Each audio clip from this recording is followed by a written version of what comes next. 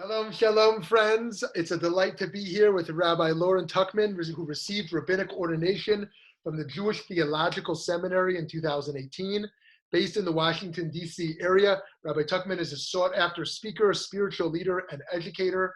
She has taught at numerous synagogues and other Jewish venues throughout North America and was named to the Jewish Week's 36 Under 36 for her innovative leadership concerning inclusion of Jews with disabilities in all aspects of life. Rabbi, thank you for taking time to talk. Thank you so much for having me. It's truly an honor and a privilege. Thank you. So let me ask you, what inspired you to become a leader in this very important fight for disability inclusion in the Jewish world, and what continues to inspire you in this regard? Yeah, I was inspired to do a lot of my rabbinic work in this area because of my own experience, largely. This is very much connected to my own experience as someone who's blind and someone who's navigated the Jewish world throughout, a wide variety of different spaces, right? Some of which are more accessible than others. And as someone who loves Torah and loves Judaism, I really felt that it was my deep mission to try to make that as accessible to others as possible. And I know what it's like to feel on the outside and to really yearn for community and to yearn to be on the inside and to yearn for access. And so part of my desire is to really live out what I believe that the Torah, the most fundamental teaching that we have, that we're all created b'tselem Elokim, in the image of God. And what does it mean to live that out? Well, one way to live that out is to honor all of Hashem's creations. And that we do that through trying to make the world just a bit more accessible for everyone. Beautiful. And yeah, and what inspires me now is just the continued work. There's always more work to do. And I'm also deeply inspired by the fact that there is so much that has changed. I mean, even in the last couple of days, we are living in such a fascinating moment in our collective consciousness right now. But one of the things that's coming out of this moment is that because so much is being done online, so much is becoming more accessible to people with disabilities overnight. It's pretty incredible. Yeah, unbelievable. Well, actually, I wasn't planning to go there, but since you just went there, I wonder if you could reflect for a minute. How are people with disabilities more vulnerable at this current moment in the world, and what are some ways that are positively adapting and some ways that aren't adapting? I don't know if you're prepared to, share any reflections on that. Yeah, for sure. So I would say it is so dependent upon what a person's experience with disability is. For example, for myself, my biggest challenge right now is that I'm trying to avoid all kinds of public transportation, which is as somebody who does not drive, that is definitely a challenge. But at the end of the day, my basic needs are met. Like, I will get through however we get through this time. But there are other people in the community for whom this is a much more vulnerable and much scarier time. There are people who may not get the medications that they need. There are people who may not have the supports that they need, the physical assistance that they need every single day to do things that many of us take very much for granted: getting into bed, getting out of bed, using the bathroom, getting ourselves dressed. And in a time when we are being told to be at least 6 feet away from one another, if you're someone for whom direct contact is the way that you stay alive, through physical support to get dressed, through physical support to use the bathroom, all of those things, it becomes much more complicated and much more precarious.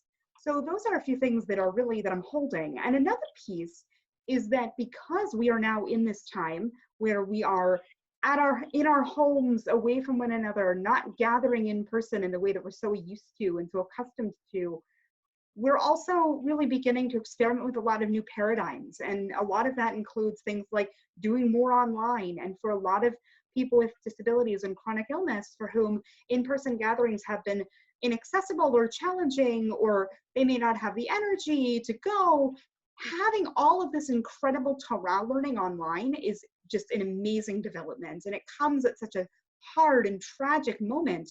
But I pray that we use this as a paradigm shifting moment as well, so that we emerge from this time and don't forget the amazing lessons of accessibility that we've learned through such a challenging set of circumstances.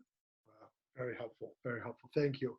So zooming out of this moment into past more normal moments, so to speak, or future, God willing, normal moments soon.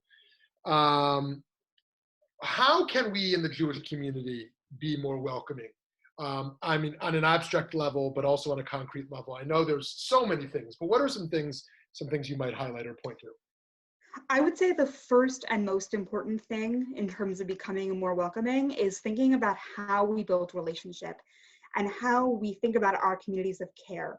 What I mean by communities of care are who are the people in our midst that we really are close with? I think that we are living in a world now where we have social media and we think that because we have social media, that means we can have all of these connections with thousands of people. But the reality is that the human being has limited bandwidth. And often what happens is that we don't, we often kind of struggle to maintain a particular circle of care individually and collectively.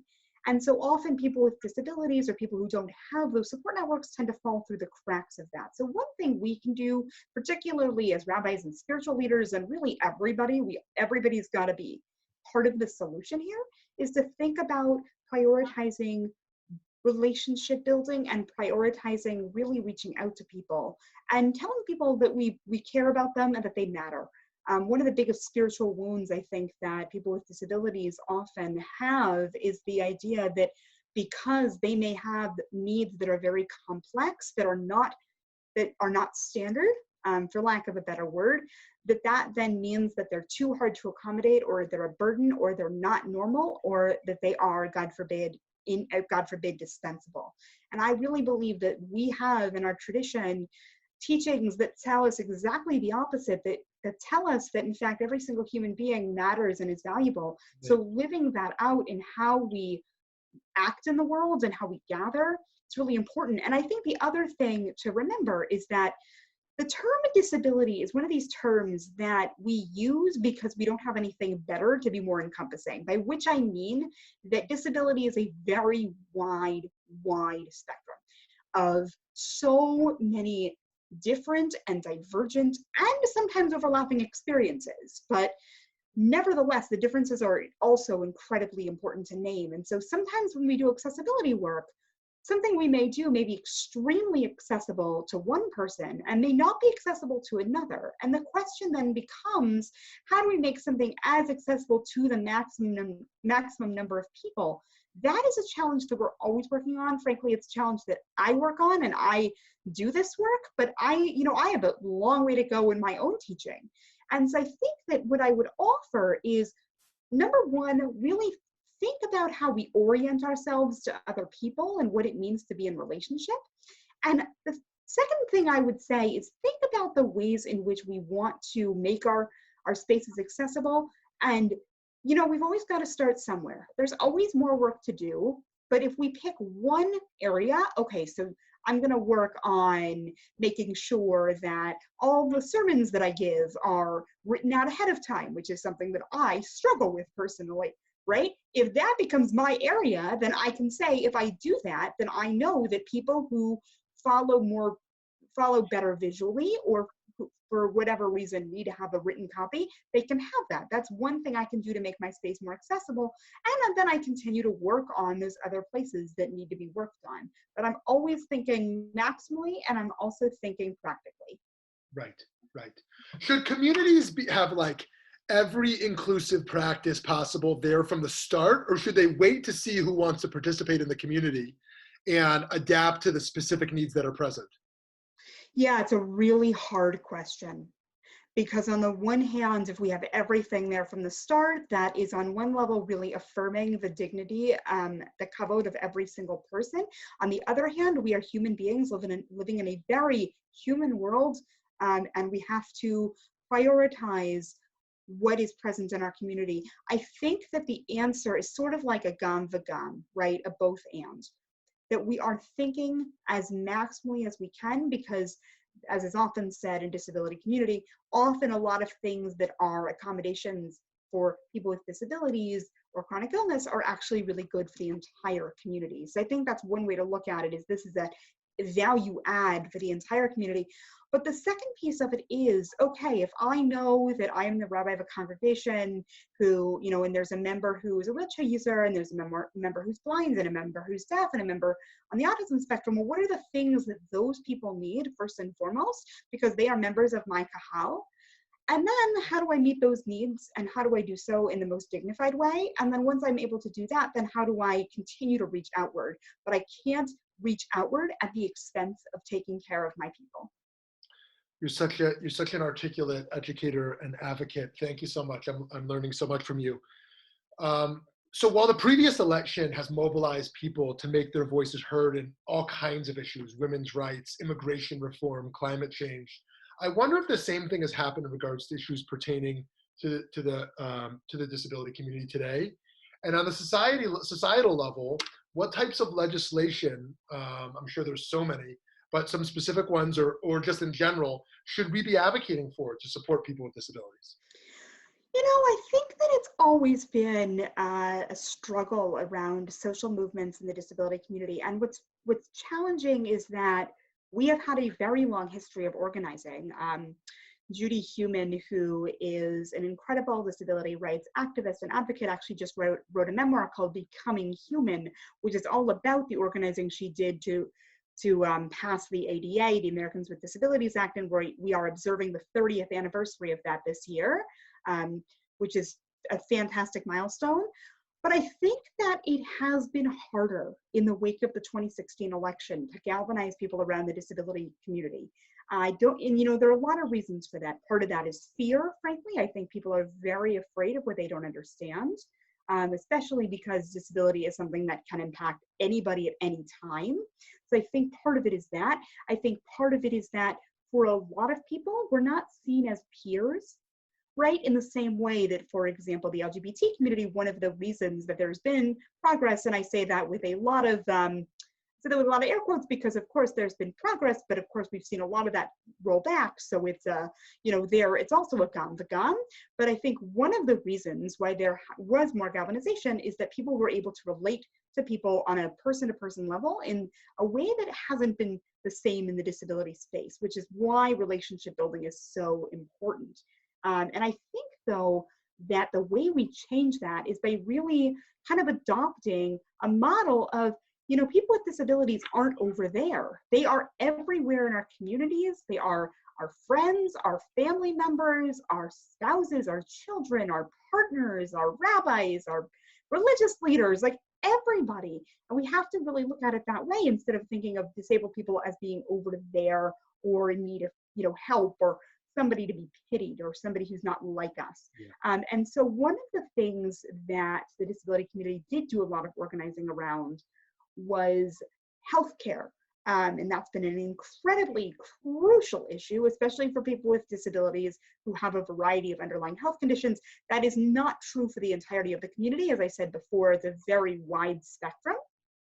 The disability community is a very wide spectrum, but for many people with disabilities, issues of healthcare access and equity are crucial. So I think we should support that to the greatest extent, including things such as paid sick leave, including making sure there's support for people with disabilities to hire personal care attendants if they need. Personal care attendants are professionals who come in to a person's home and will help them with things like bathing and toileting and dressing, if that's something that they need.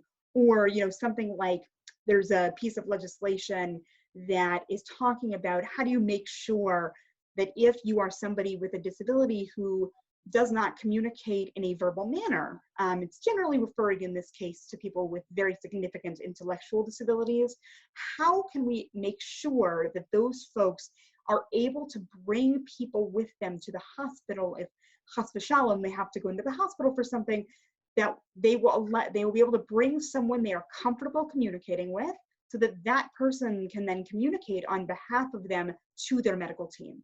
And I was extremely moved when I was at Jewish Disability Advocacy Day last month, February 2020 in Washington, D.C., where we talked about this issue. And we talked about what happens when somebody doesn't have communication assistance. There are people who've been restrained to their beds. There are people who've had all manner of things. There are people who haven't eaten. There are people who have not eaten because they may not be able to eat independently and may only be comfortable being fed by someone that they know. So those are things that we as the general public, whether we have a disability or not, those are things we can really talk about and get behind as a way of lifting up our tradition's value of kavod habriot and our tradition's value of b'tselem Elokim. Beautiful, beautiful. So just one last question. You started to touch on this, but I wonder if you might share just one piece of Torah that continues to inspire or motivate you to continue this type of work you're doing. Absolutely. So one of my favorite pieces of Torah in this moment is a very famous passage in Shemot in Exodus. In chapter 4 of Exodus, we have the very famous scene between Hashem and Moshe, right? Where Hashem is saying to Moshe, you will take Bnei Yisrael out of Mitzrayim, and Moshe says, I can't, I'm someone who is slow of speech. And Hashem says in response, well, who created you that way? Was it not I, Hashem? So I have an accommodation. Aaron will speak for you, and then you will be able to do the mission that I know you can do. And what's so meaningful to me about that passage is that Hashem says in response to Moshe, saying, well, I don't know that I can do this because I have a speech impediment, or whatever we would consider Moshe's speech challenges to be. It's hard to know because, of course, like our own modern language is, very different from what is in the Torah. But whatever is going on there for Moshe, Hashem doesn't say, oh, yeah, well, I guess you're not really the right person. Hashem says, I know that you have a stutter because I created you as who you are. And what I want to be very clear about is that there are some theologies that say, well, Hashem created everything for a reason, and therefore we can't argue. Right? I think actually the Torah is dafka not saying that. I believe that the Torah, in its own context, is saying, I, Hashem, created you in my image, like every single other human being. And this is the crucial part, therefore, I'm going to provide you a reasonable accommodation. Because what is an accommodation? An accommodation isn't a special treatment. An accommodation is something that allows a person to be fully themselves in an environment that may not be set up for them. So Hashem knows that Moshe is not the most articulate, but Hashem also knows that Moshe Rabbeinu is our greatest prophet ever. So therefore, the answer here is to say, okay, how am I going to create a world in which people can thrive as who they are, right? And that doesn't mean that we don't struggle with who we may be. It doesn't mean that there aren't many days that are really challenging, but it also doesn't mean that we accept the status quo and say, well, Hashem created me with a speech impediment, therefore the fact that the world is not accommodating or the fact that ableism exists is just something I have to accept. I think that Adarabba, on the contrary, that actually what Hashem is saying is if you are created as in the image of God as anybody else, because I created you in the image of Hashem, of God, just like every single other person, well, therefore, how do we create a world in which all of Hashem's creations can thrive in a meaningful and really deep way? Amen. Amen. Wow, beautiful. Yasher koach. And Chevra, make sure to check out Rabbi Tuchman's writings and videos and teachings. Such a powerful teacher in our time. Thank you so much for this time. Thank you so much for having me. It was truly an honor. Kol hakavod. Chazak v'ematz.